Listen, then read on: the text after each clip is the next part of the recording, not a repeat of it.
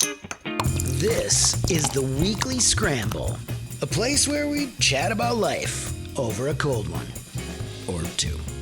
It's time to belly up to the pod with Mike Fratelloni and your host, Chris Reavers. That's right. It's time for the Weekly Scramble. My name is Chris Reavers, and by my side, his name is Mike Fratelloni with Fratelloni's Hardware and Garden Stores. Hello, Michael. How you doing, Reavers? Good. It's a Friday edition of the Weekly Scramble. We had some things going on earlier in the week, so we said, well, let's just wait till Fun Friday and put together a show. You know what it was? Is I was so excited on Tuesday for this incredible red wave that was just going to smash the nation. I knew it wasn't going to happen. You did not, really? Well, let me state this. I tweeted something. Actually, I replied to someone's tweet. You did not. I replied to someone's tweet at some point in time. You hate Twitter. I know, but I was on, and I said, I'm not feeling this red wave. I don't think this is going to happen. And that was at about, and the reason why is because I went to my polling place, and it was pretty late in the day, maybe 2 in the afternoon, and I was only the 480th voter. I was like, huh. Really? Like, that seems like not a lot. And granted, I live in a smaller town now, right? I'm not in St. Paul anymore. Okay. So I was, I'm used to like having thousands of people, but the thing that takes my machine the machine that everybody cheats the voting on, right? You know the one. Yeah. I put my thing in there, and I said it was only number 480. And I didn't think, so I just didn't feel it. Why are you coming up on my Twitter account? What the heck? Aren't you just at Frattellones? Frattellones, yeah. Huh. That's how you pronounce my name. 2 T's? 2 L's. Oh, there you are. Yeah, there you are. Okay. Yeah, I don't know. I think does it show if I replied to somebody on there? Well, you retweeted the Garage Logic podcast from April 28th. Thank you for that. That was the last thing I did? Yeah. Yeah, that must have been a good one. I must have really liked that one. And then But Oh, here we go. Looks like one of your TP USA team is going to win in Florida. Okay, You responded to Charlie Kirk. Yeah, Charlie Kirk, one of his members of TP Turning Point USA won in Florida, which is great, right? Mm-hmm. That's kind of cool that they're coming up. And whatever, I don't care politics. I'm not red or blue or whatever. I don't care. But I just thought that was interesting that the red wave happened in Florida, then non-existent across the rest of the country. So speaking of that, yeah. I wanted to bring up something with you because I knew you'd have an opinion on it. Despondent. I was very despondent. On Wednesday I was. Well, Tuesday night, I'm sitting in my basement watching this going, what's happening? What are we? And then Joe talked me off the ledge on Wednesday, and then fine, I just moved on. But there was something that surfaced within the last week or so, and I wanted to get your thoughts on it. So I'm not a fan of this particular person, but I found the storyline compelling. You're familiar with the country music star Luke Bryan. I think I am. Joe mentioned during Garage Logic he watched the Country Music Awards show with Peyton Manning, and Luke Bryan was one of the hosts. Okay. Who's also, as I mentioned, a big country music star. Well, this surfaced a couple of weeks ago where he was performing a concert in Florida, and he welcomed the governor on stage. Just, hey, thanks for coming out. And he's been just torched. Really? Because of this idea. Okay. Well, Governor DeSantis is a very polarizing figure right now in the world of politics. Not to me. He's just not. an efficient leader, but go ahead, yeah. But what I can't get past is, and we've touched on this a number of times on Garage Logic, but what I can't get past is people losing their minds over political figureheads. So and Luke's just a run-of-the-mill country music star, and he's getting roasted over this where I'm never buying up. And I felt the same way when Garth Brooks got ripped a couple of years ago when he performed a concert in Detroit and wore a Barry Sanders jersey, and it has obviously the number 20 with Sanders on the back, and idiots thought he was supporting Bernie Sanders. Oh, so okay. I'm speaking. That's pretty cool, though. That's a good error to make. But I'm speaking to both crowds, saying, "Shut up! These people are allowed to follow whatever political line they want to follow, and B, when did we get here? That's what I guess I'm trying to say. You know what's interesting is when we look at like the Scott Jensen, Matt Burke loss. Sure. And what I think it is that Scott and his team, Matt, they didn't appeal at all to the opposite team, right? They didn't say any of the come with us. If you want to have less crime, cross out of your pack, cross out of your Democrat Party and come to our side. It's okay to vote for a different team because you believe in nice schools, low crime, but instead they polarize themselves by saying, I don't care if you get gang raped by 100 people, you got to have that baby. Right. It's like, well, that's pretty dumb. That's pretty dumb. That's how you lose elections. And when you lose, you know what you get to do for the next 4 years? Nothing. So it's like, oh, it's your fault, Scott. It's your fault, Matt. Well, and I heard Matt, let me continue just for 1 second. Matt, I heard Matt say, hey, I'm a big believer in life. I get it. I'm a big believer in life. And if me being a big believer precludes me from becoming a lieutenant governor, then I just won't become lieutenant governor. It's like, congratulations. Of course it does. Of course it does. Especially in this you state. have to you have to meet in the middle somehow. And I didn't hear one of these campaign ads, not one, and I thought about this for a long time. Not one of them said, hey, my name is Mike Fratelloni. You may love things I say. You may not love everything I say, but I'd please ask you to consider voting for me. Not one person did that. Not like a gentleman, didn't ask for the vote. They didn't do it. They just said, my opponent's stupid and I'm smart. Their ideas are dumb and I'm smart. They didn't do any crossover, nothing. I think the Kistner campaign attempted to do that a little bit. Yeah, but he's not high profile enough. Well, but right? but that race was one of the most expensive in the entire country, Which is shocking. But what I guess what I'm trying to say is, I think a lot of people might go into it with the best of intentions and think that they are going to do that, and then realize quickly this is gaining us zero traction. You need to have people of all sorts have an epiphanal moment saying, that person seems like they make sense. I get that they're a Democrat or I get that they're a Republican, and I don't normally vote that way, but they asked for my vote, which is a gentlemanly thing to do, and on some of the points that they were making, I kind of agree on. You haven't been able to hear the show yet today, but Joe touches on why Such, are you still here? No, he left.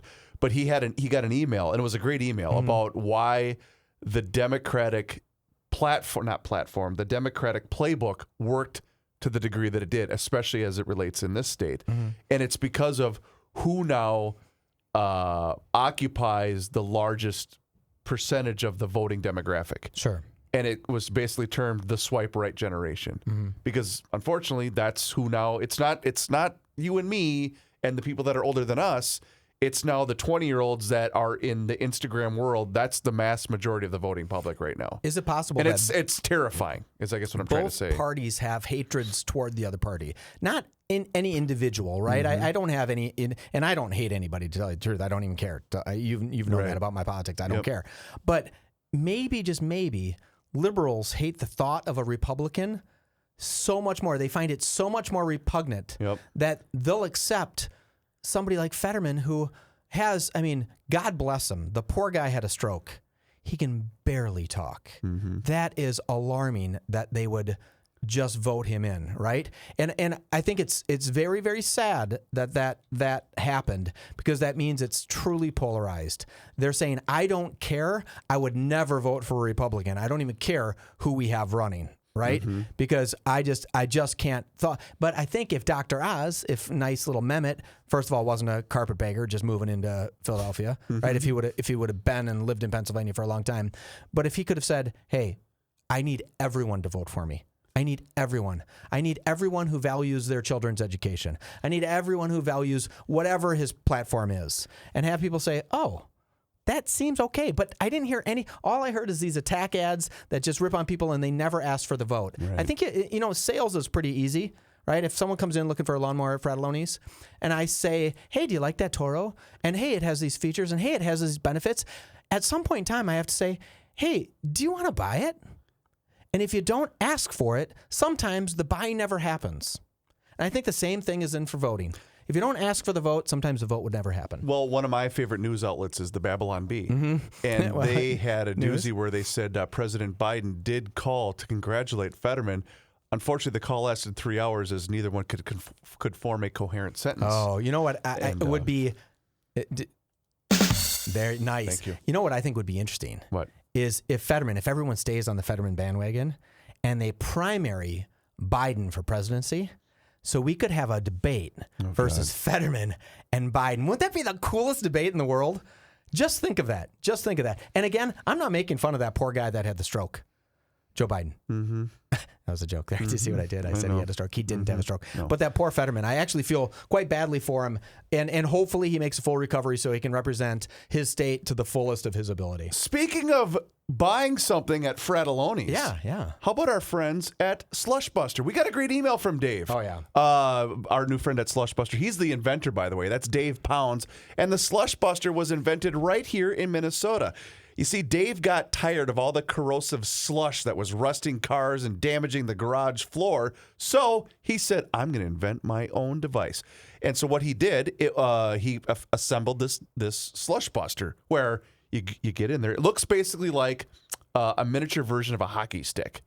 Kind of. And you get in there and you get all the slush and the crap out of there. And the head's plastic, so it doesn't scratch the paint in your car and doesn't hurt your car, right? Exactly. Okay. And so it was designed and assembled right here in Rogers, Minnesota. It's the only device on the market that is specially designed to remove the slush.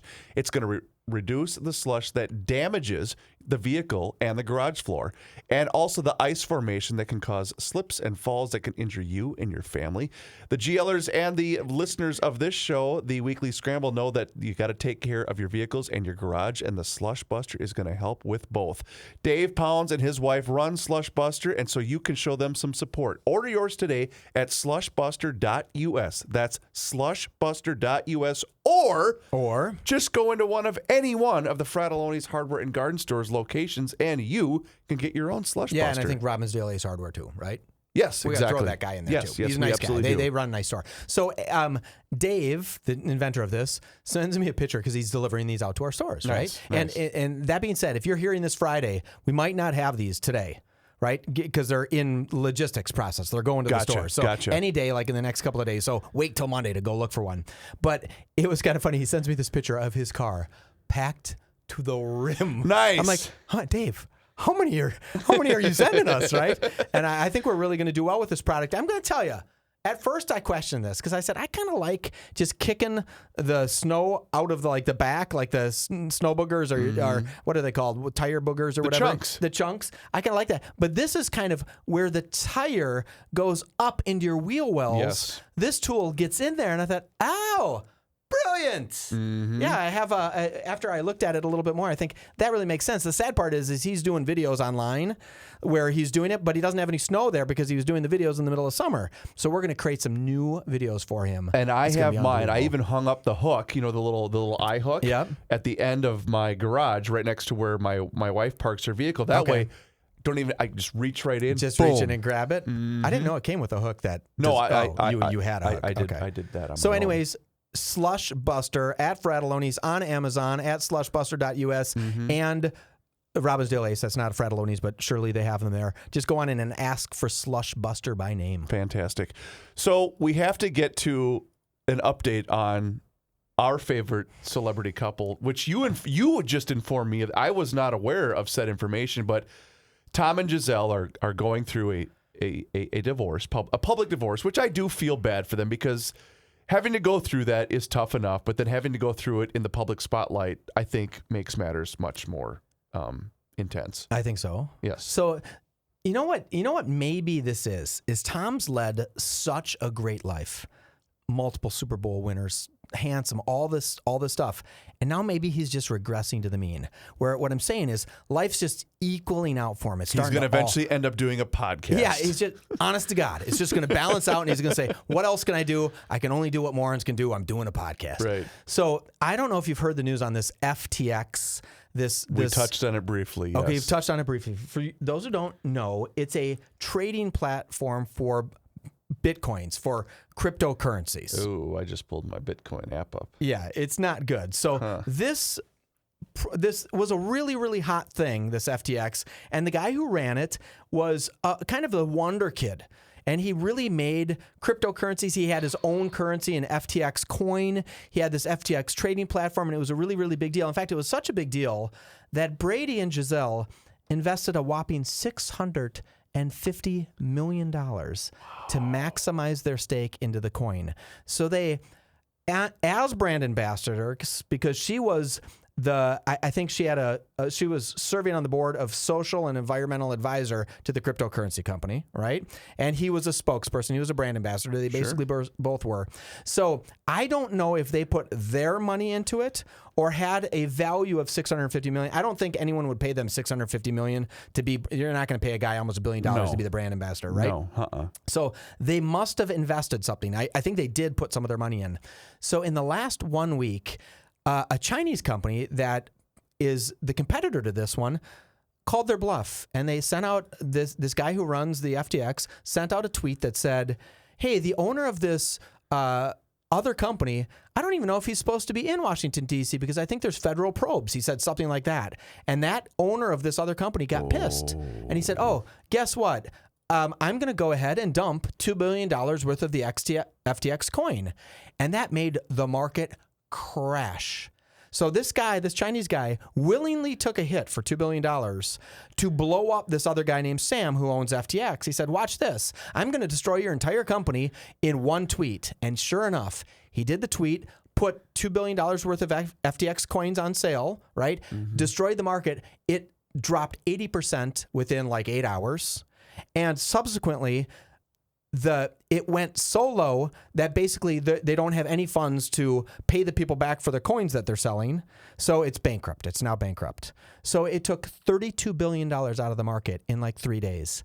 The sad part is where we care is Tom and Gisele have lost probably over $1 billion. Surely there's $650 million value that they had invested. So not only is he getting divorced, not only is he playing like crap, because he's just playing like crap. No one can catch a ball on his team. But he just may have lost $1 billion. I mean, we should maybe, just maybe, start a GoFundMe? GoFundMe for him, right? Yeah. All right. Now let me, because I'm a dum-dum. Okay. Yeah. So put on your dum-dum cap I'm going there. And stoop to my level. When something like this happens, and I've been going to the Josh Arnold School of Investing for some time now, and he's a big advocate of when it's low, pump more money in, because it's eventually going to go up, right? Is that what the game is being played here right now, or is it once it declares bankruptcy, is that all? It's all gone, right? It's all gone. And when it's bankrupt now, it's closed and it stopped trading. Okay. But you got to remember when Josh is saying that, and I am not a financial advisor, I have no idea. When Josh is saying when something gets low, usually what he's talking about, he's buying securities of something that's tangible, credible. Okay, there's something behind there. If he's buying a company that makes widgets, well, they have some widgets. Apple, like they have stores and phones and they have stuff, right? There's something intrinsically valuable behind that.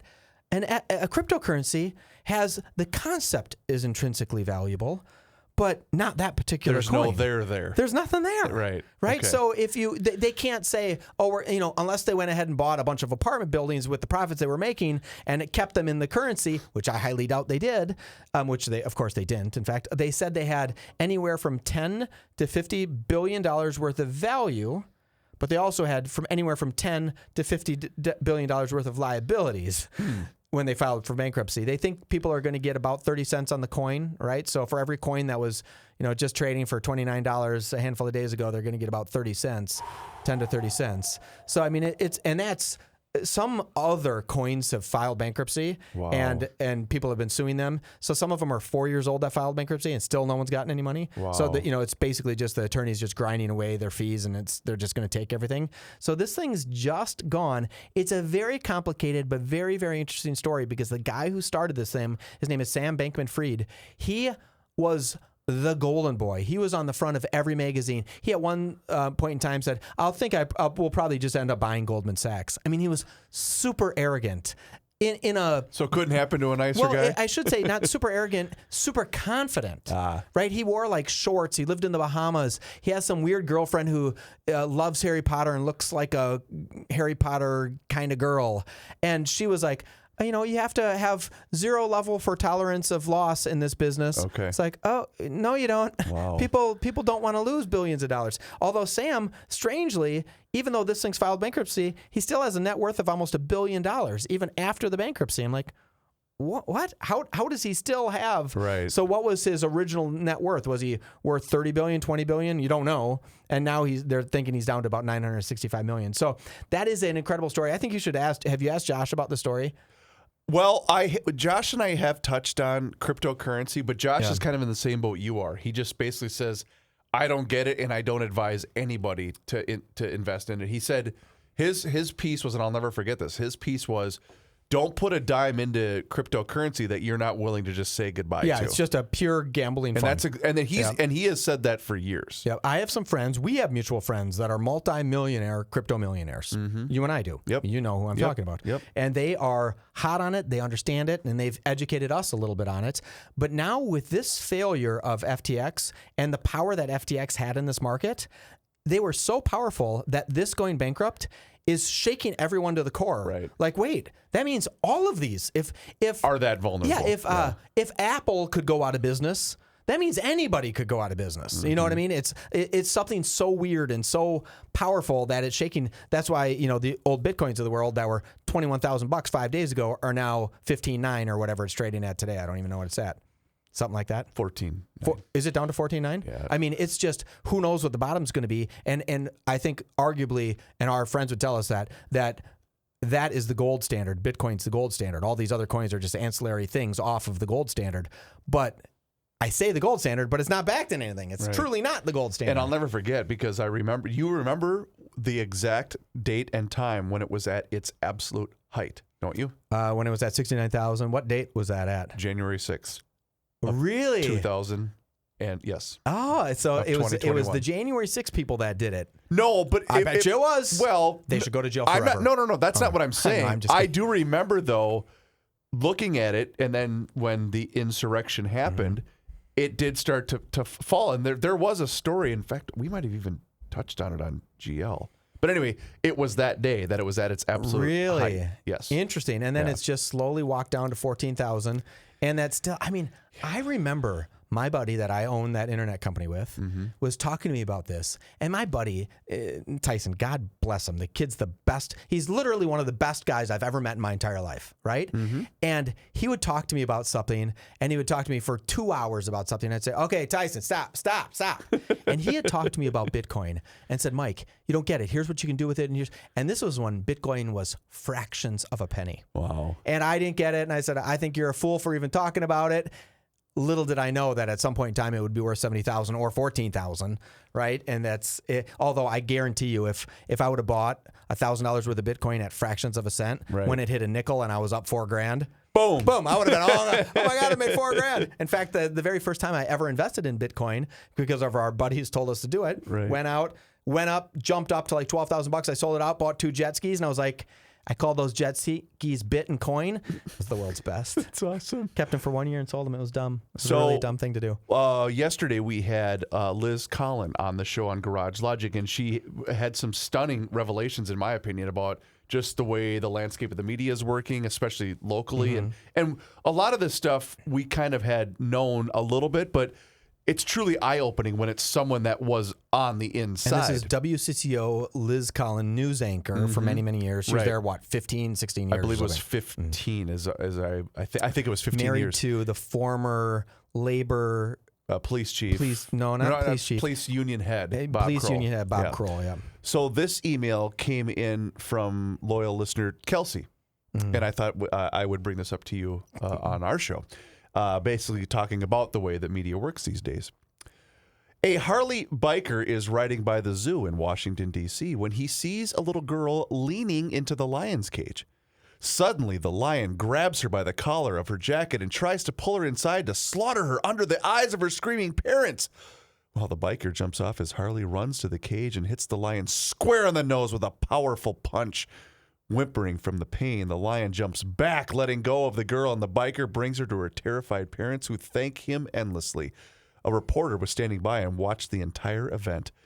The reporter, addressing the Harley rider, says, "Sir, this was the most gallant and brave thing I've ever seen a man do in my entire life."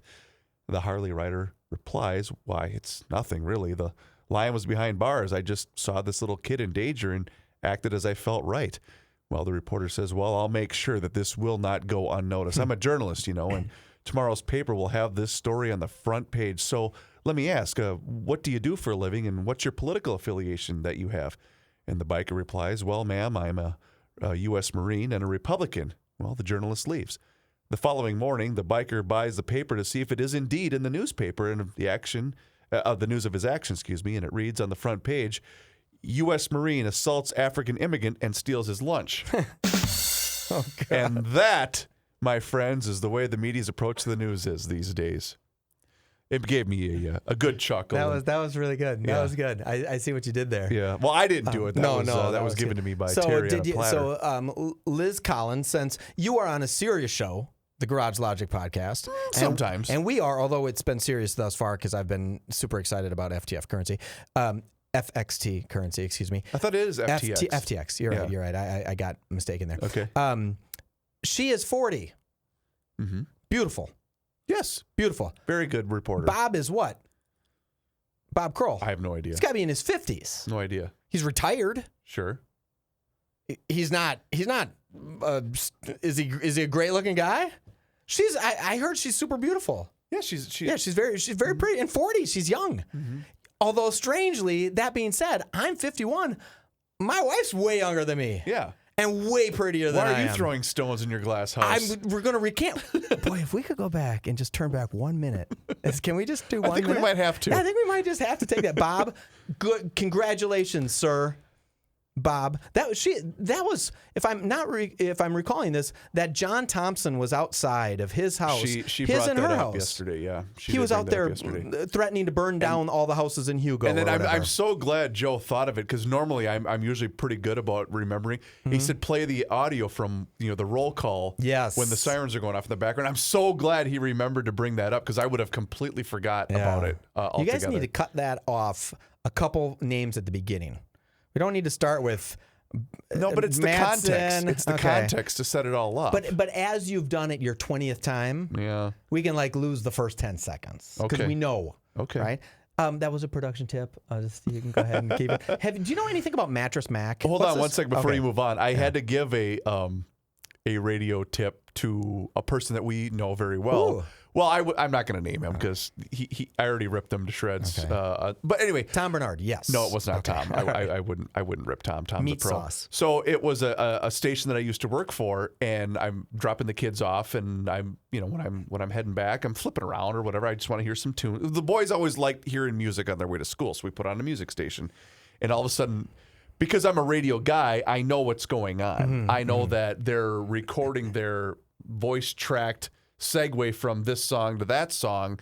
Unfortunately, they forgot to switch channels. So you have two channels. Okay. You have the on-air channel, which is channel A, and then you have the off-air channel, which is channel B. And it's a matter of literally flipping one switch. Okay. But you're using the same mic that you would crack if you were going live on the air. Okay. And I knew that he forgot to switch from channel A to channel B.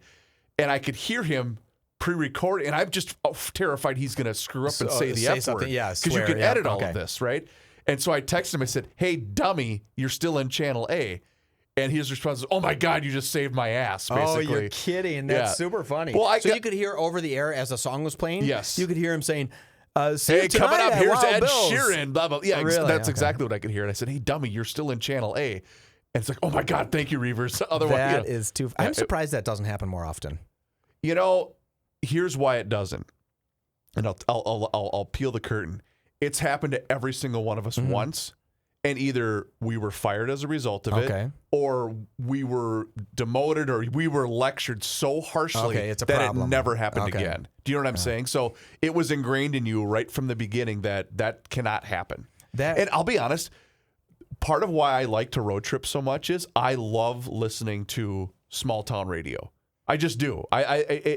For me, it passes. When my wife is on a road trip with me, she absolutely hates it. She said, "Can we just put on a podcast, or can we just listen to something?" Yeah. And I said, "No, I like flipping. I love channel flipping in the radio when I'm just driving in the middle of whatever. Dog in the morning." Yeah, exactly. I love hearing liners, and I just think it's fun. That reminds me of that one time that my podcast that I follow quite often. He put up the uncleaned, unedited version of his podcast. Okay, not accidentally, and his guest said something anti-Semitic. Oh, and this guy said, "The hell are you doing? You think I'm going to let you?" I mean, ripped, and they're friends. The two guys, the guest is a guy who's on often.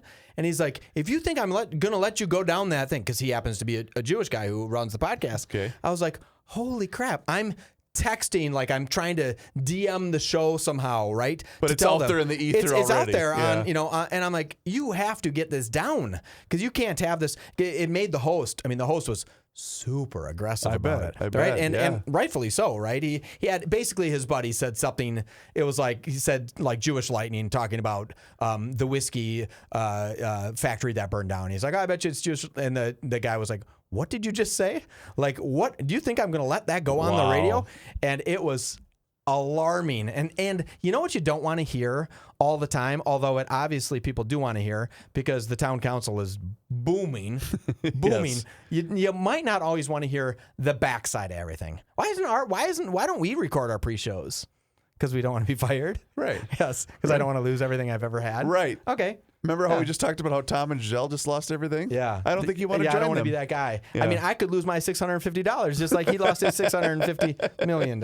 All right, so I know the story, but you had more information on why you're infatuated with the Mattress Mac story. So give the backstory for those that might not be aware of his bet and in his relation to the Houston Astros in the World Series. Okay, so there's this guy who owns a mattress company in Houston. And I don't know if it's called Mattress Max, but everybody calls this guy Mattress Mac. Yep. Right? I think it is Mattress Max. Mm-hmm. And so this guy, it's Jim Mattress Max McGinville, right? And he placed a $10 million bet, multiple bets equaling $10 million on the Houston Astros to win the World Series. And then he takes the winning $75 million he won. Wow. Talk about a bet. $75 million. He took that bet, the winnings.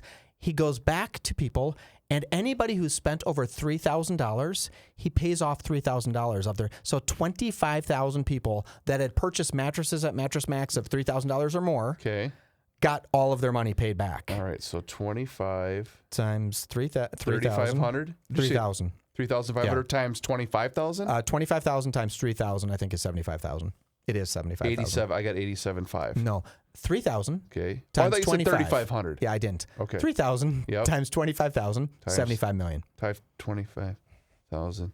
That's $75 million. $75 million. Okay. So, think of that.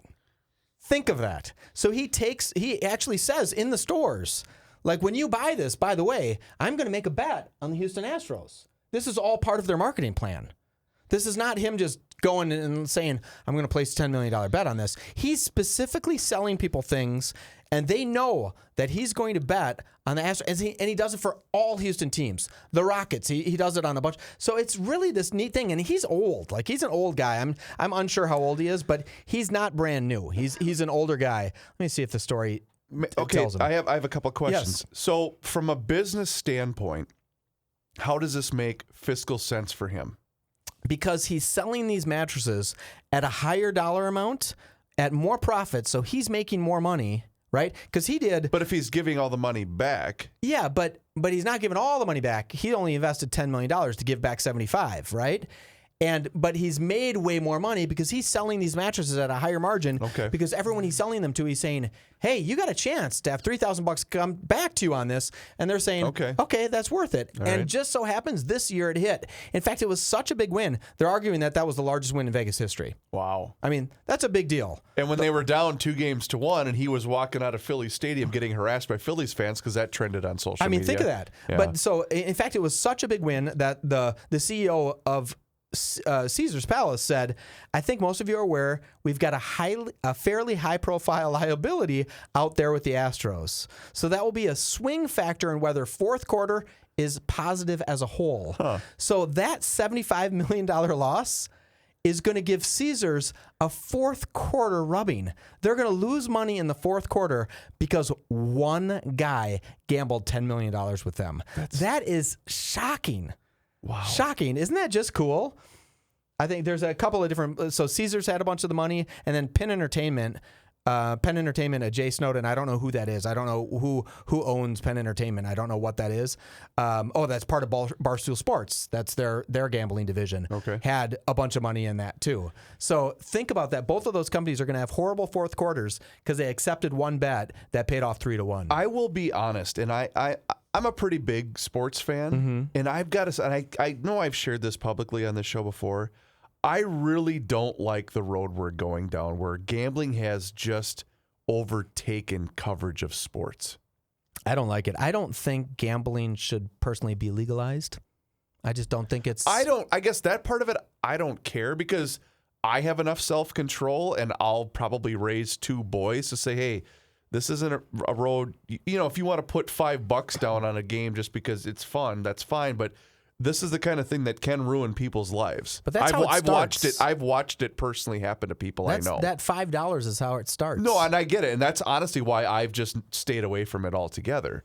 I've always been someone that said, well, I could make money betting on football or whatever. No, you can't. You can't. There's a reason why there's billion-dollar complexes out in Las Vegas. That's right. They're not building it on the back of winners. No. It just doesn't happen. Right. And what's worse is now you get the TikTok generation that are watching these gamblers that do win, right? So, let's pretend, or have the persona of a winner. Right. And they're watching them and they're saying, well, that guy, if he can do it, I can do it. And no, you can't. No, you can't. I have a good buddy who's a professional poker player, right? I don't know if you knew this, right? And he's that's all he does for a living. Okay. He plays professional online poker about 10 hours a day. He makes a very good living doing it, like a very, very good living doing it.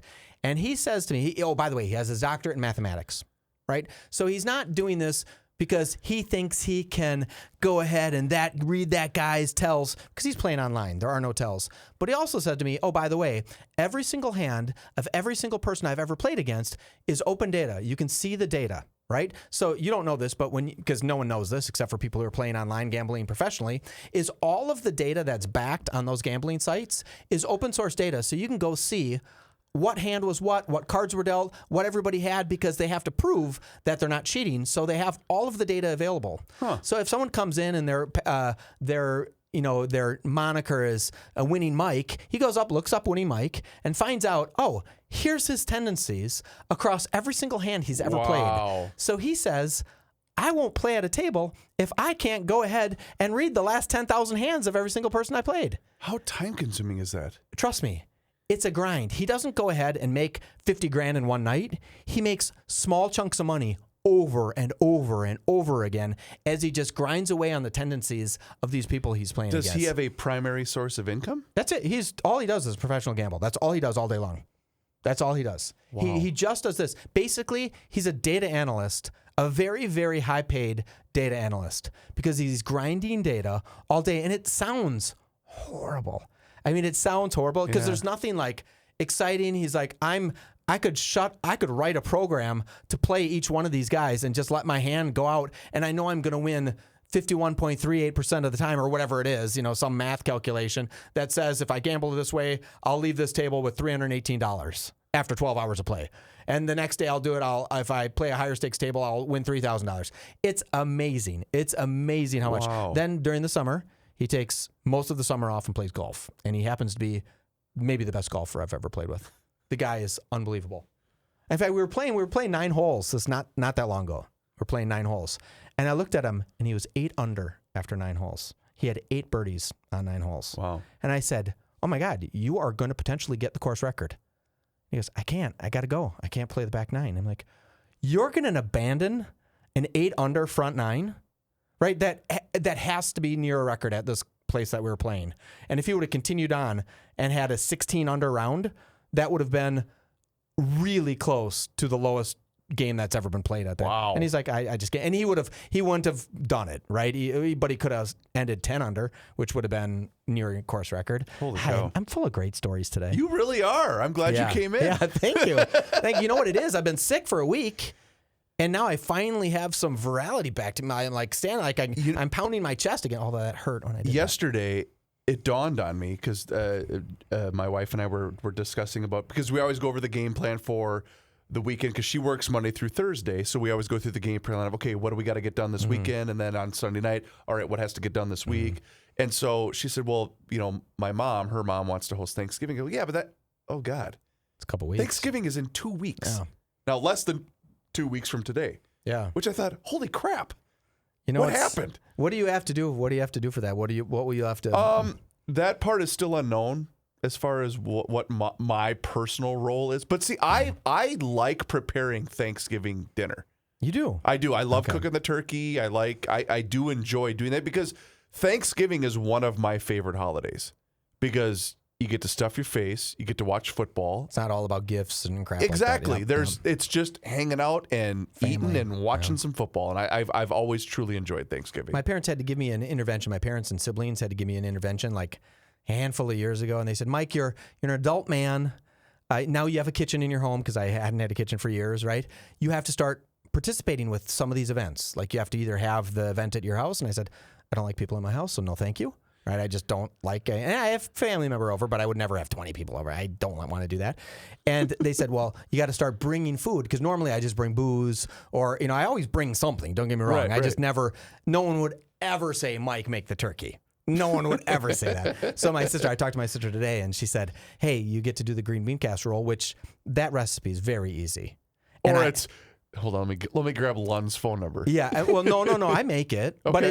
it's super simple, and it's delicious, right? I do love green bean I casserole. do extra of the French onions, yeah. I mean, because what's strange is they on the back of the French onion cans they don't suggest, or you can make extra crunchy and double the cans. Because I'm like, you double. For half the time, people would just say, "I'd like to make more of that," because that's how I do it. I double it. That's my secret. I just gave my secret out. I double the French onion amount, which makes it super crunchy and super delicious, right? Nice.